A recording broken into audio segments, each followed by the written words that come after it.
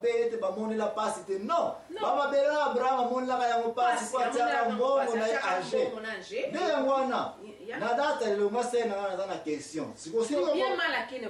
profita. Ya, exactement. Siko na question moko pa na yose. Siko yo. Papa wa utiko kufa atiki ndaku na ye. Mtoba ndaku na ye. Bana ne bazali wana. Et puis biloko onyos ba famille ba botoli yango. C'est lo yo. Comment va qu'on récupérer du local bonatama comme nous avons comme Lyon? Selon ma moni, conseil na copie Sabino. Bon qu'elle décompose plainte na justice. Parce que le but on a na nenga famille. Wana okolonga na ote. Kende kaka. Ndenge okolonga la te. Po okoyoko no bakopiso ko ba raison moko ezanga tina. O to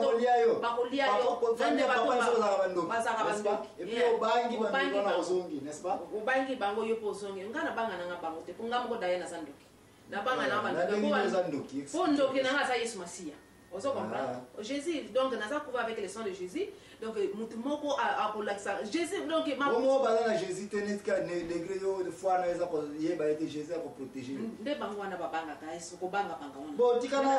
edose na place na o échoué. Oza na Jésus te. Ça mona mutuke ndeko moko boy aya ko trouver ko le Masia.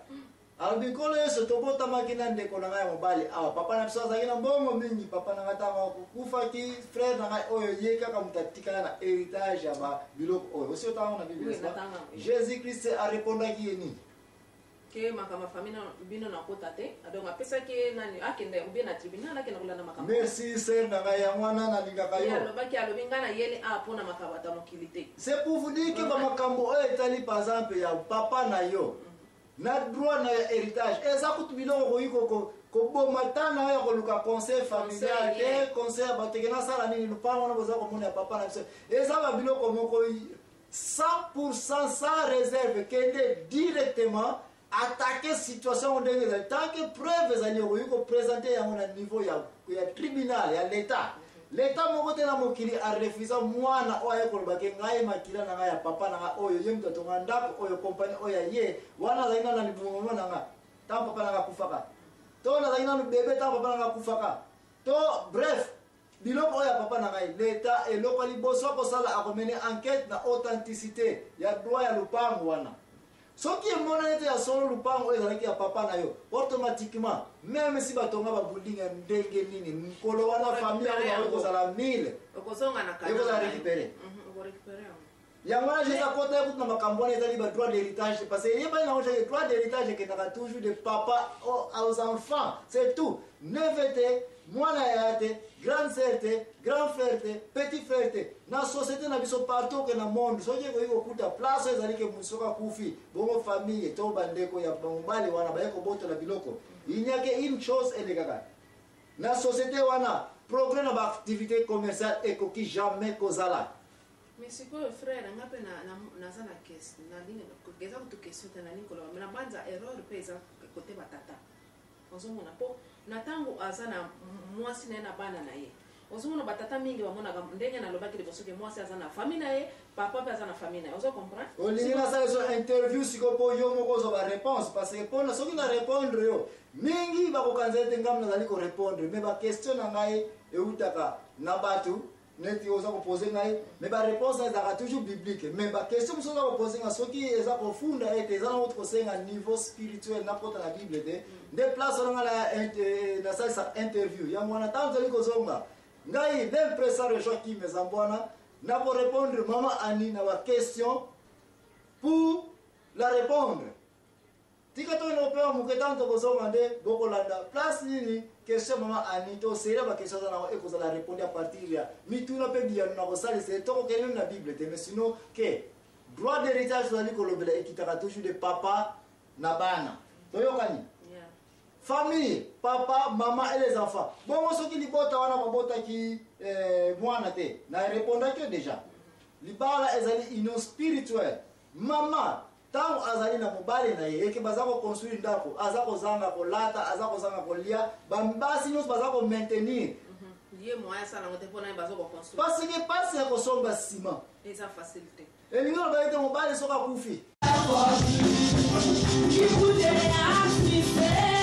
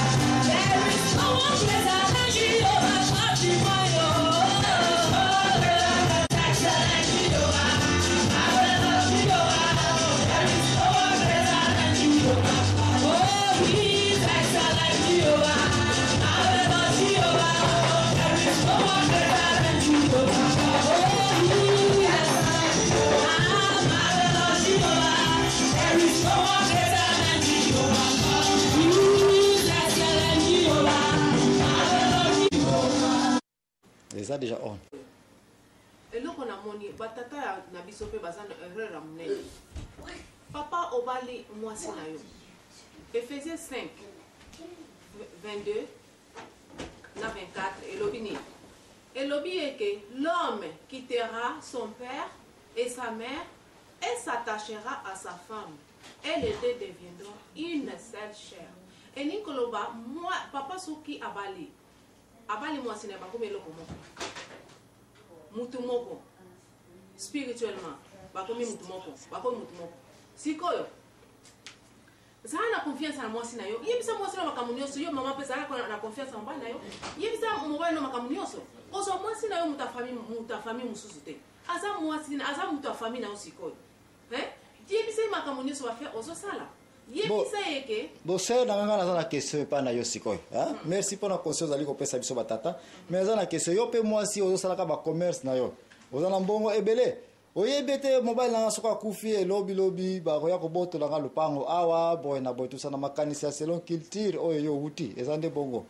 bon sikoyo ozwi mbongo na yo opesa epa petit frère na yo olobi petit frère ezwa mbongo oyo na kintsweki mobali nanga ayebi te ya bisoka na libumu na biso somba lupango me ya ngai me tongaka yango me na tiango na nsima ya kombo na yo pase nazali nani kobombamaka na nsima na yo mpo mobali nanga ayeba te sikoyo mobali na yo swate akufi et puis oza na raison ke oza kotonga quelque part na nsima petit frère na yo bo oke pa petit frère oyo okuta petit frère na yo oyo kosala nini na yo oyo mpe lupango ngai na bana na ngai sikoyo oyebisa ngai ekaya ndenge okoresoudre ko ndenge nini bon petite asala erreur ya monene po ayebi te ke petit frère wana lupango azotongisa makenge mutu azokosupporte akotiango na kombo na ye bon na ntango atiango na kombo na akufi bana bayebi ke oyo eza ndako papa na biso donc yo mutu supportaki ye operdre na nyonso wana donc elingi koloba te meme mwasi oza permis te okende kosala nini ozwa héritage ya famille na yo ya bana na yo okende opesa ngo na bapetit frère na yo parce que basi ebele bakomi na bitidi wana baza na mbongo na ye azosupportaka construction ya petit frère na ye mpo lupango ya famille et puis surprise eyeli eke propre mwana na ntango akokende kuta epai ya noko wana azobake bima nga mpe naza na bana na ngai nga mpe naza na famille na ngai oza kocomprendre donc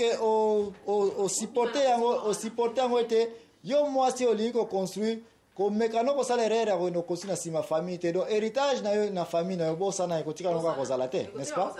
bon naza na question famille oyo bayoki ete ndeko na mobali akufi basali fete mpo bazwa koremplace biloko ya bandeko